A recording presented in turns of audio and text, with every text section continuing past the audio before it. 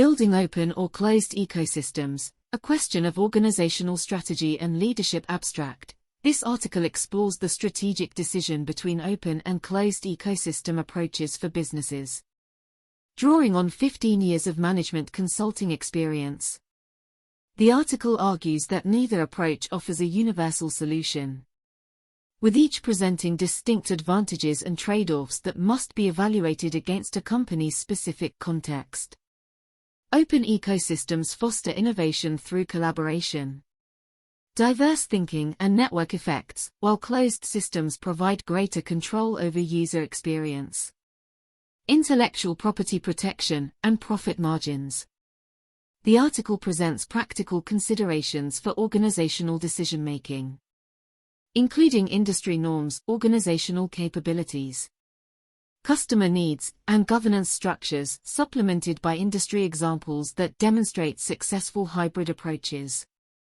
Rather than advocating for either extreme, the author recommends a nuanced, context-driven strategy that may evolve over time, emphasizing that the most effective ecosystem design aligns with a company's unique vision, capabilities, and industry circumstances. As a management consultant with over 15 years of experience advising a wide range of organizations on strategic initiatives, I have frequently found myself wrestling with the question of whether companies should build open or closed ecosystems. There is no simple, one-size-fits-all answer. Rather, the optimal approach depends greatly on a company's vision, mission, industry context, and leadership priorities. Today we will explore the core advantages and disadvantages of open versus closed ecosystems and discuss practical considerations and provide industry examples to help leaders thoughtfully navigate this important strategic decision. The case for open ecosystems. While closed ecosystems allow for tighter control and larger profit margins in the short run, research has shown that open ecosystems fare better in creating long-term value and stimulating innovation. As scholar Henry Chesbrough posited in his seminal work on open innovation, not all the smart people work for any single company, and internal ideas are not the only ones that can generate value. Chesbrough, 2003. When organizations embrace openness by inviting external partnership and collaboration, they gain access to a much broader pool of ideas, technologies, talent, and markets. This open exchange of ideas also fosters a spillover effect that mutually benefits all participants. As an open ecosystem grows, the collective talent and resources within that ecosystem multiply exponentially, a classic win-win scenario. Enkel, Gassman, and Chesbrough, 2009. Real-world examples like Linux, Android, and HTML web standards have demonstrated how open platforms can scale to become globally transformative technologies through the network effects of widespread adoption and contributions. Some key advantages of open ecosystems include faster innovation through greater diversity of thought and accelerated learning effects, when a wide range of participants are encouraged to experiment freely. New solutions emerge organically from the emergent behavior of that highly complex system. Surowiecki, 2004. Lower barriers to entry. By making core platform technologies openly accessible, new entrants face fewer obstacles to participation, attracting more developers, startups, and complementary solutions that further expand the ecosystem. Boudreau, 2010. Greater resilience through decentralization. When power and responsibilities are distributed more widely across an ecosystem rather than concentrated within a single entity, the entire system gains redundancy and adapts more dynamically to changes. Page, 2007. Farrell and Salona, 1985. Network effects that supercharge adoption rates. As more people and organizations participate in and mutually benefit from an open ecosystem, its overall value grows exponentially, creating a positive feedback loop. Katz and Shapiro, 1994. While control may feel safer in the short run, the strategic benefits of openness in spurring greater innovation. Scale, resilience, and profitability make a compelling case, if effectively governed, for leaders considering their ecosystem approach.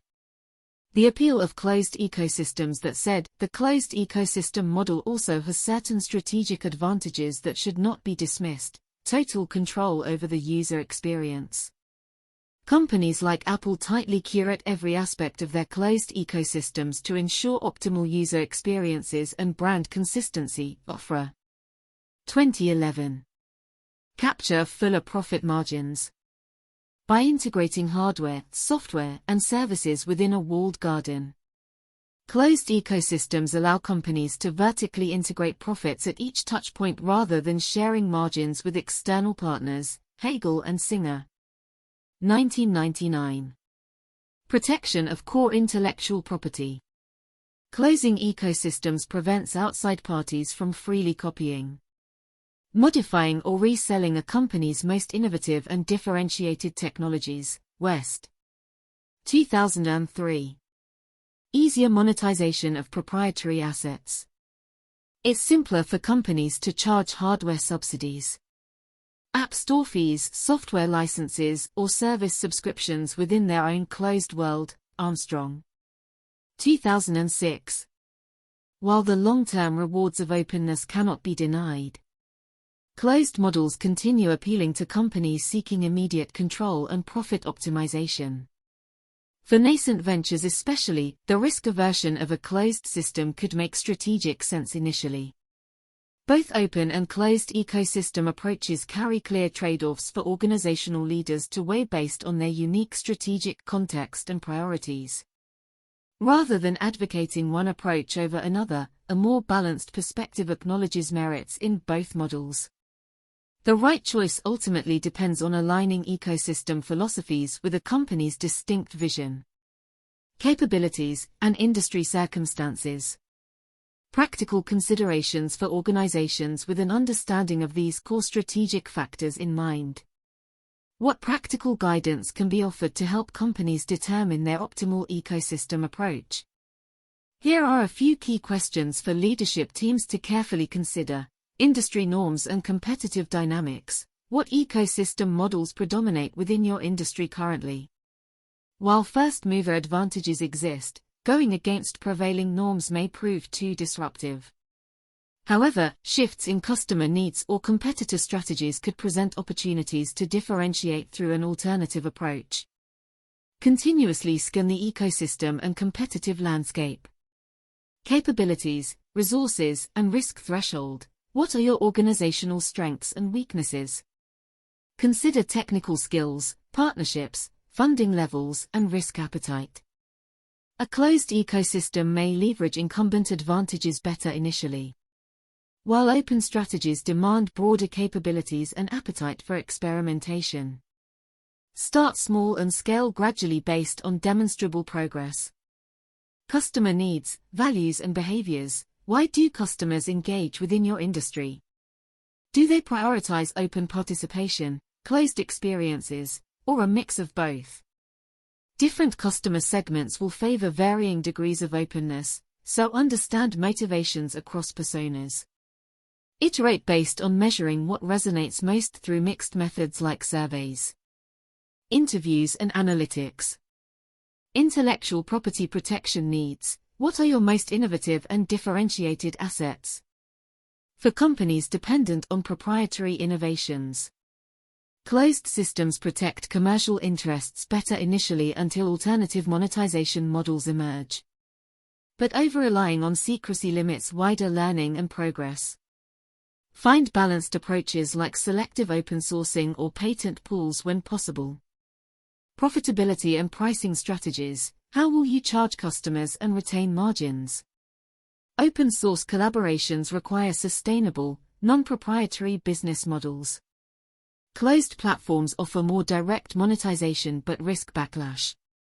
Hybrid strategies combine proprietary and open components quite effectively when thoughtfully designed.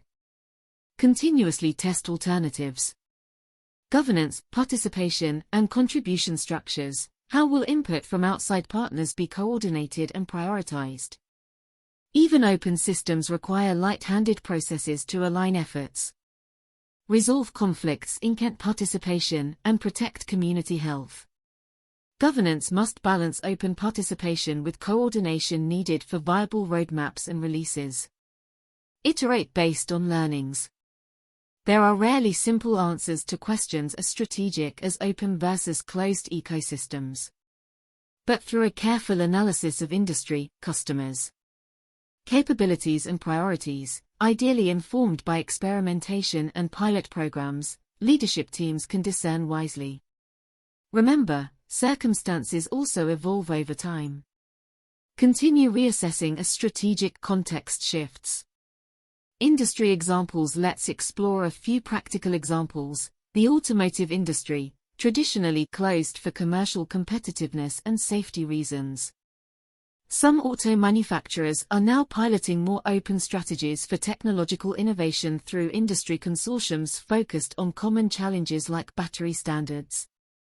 Autonomous driving, in-vehicle experiences. This enables competitive collaboration at the ecosystem level while still allowing differentiation. Cloud computing. Initially, each major cloud provider favored restrictive proprietary lock-in within their ecosystems. However, as organizational needs for multi-cloud flexibility grew, open standards for interoperability, portability, and hybrid deployment models gained favor. Vendors now offer both open and closed options. Healthcare, pharmaceuticals, strict regulations demand privacy within clinical systems. Yet life sciences companies piloting more open pre-competitive R&D collaborations report accelerated progress in tackling pressing global health issues like sepsis, cancer and gene therapies. Open science, when thoughtfully governed and partnered with private sector rigor, bears fruit. Social media networks, dominated by large, consumer-oriented closed platforms. But grassroots social impact organizations demonstrate promising early pilots using open-source decentralized protocols and federated architectures to empower marginalized groups with greater autonomy, ownership and protection of their online participation and data sovereignty. In all industries, the most progressive companies continuously experiment, pilot at the edges, and learn by implementing hybrid models combining both open and closed strategic advantages, dynamically shifting postures over time based on contextual factors. There is wisdom to be found in nuanced, balanced approaches.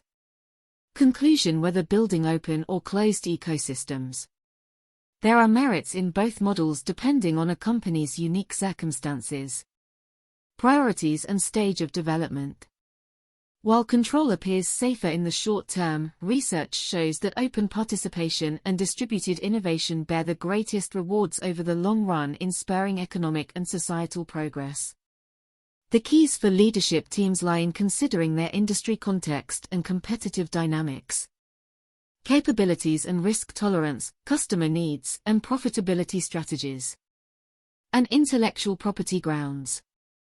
Hybrid strategies that pilot open and closed approaches in iterative fashion informed by measurement and learning will likely yield the richest strategic insights. Rather than dogmatic stances, an agile posture open to evolution serves companies best. The future may bring unforeseen shifts necessitating new ecosystem philosophies.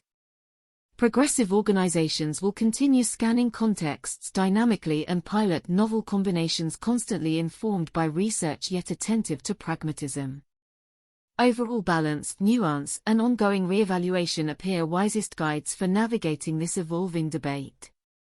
While there are no single right answers, I hope this discussion has illuminated both sides of the open versus closed ecosystem question for practitioner audiences. Most importantly, leaders must ground their choices in thorough contextual analysis and strategic fitness rather than ideological preferences alone. An open yet prudent mindset will best serve organizational aspirations for long-term growth and impact.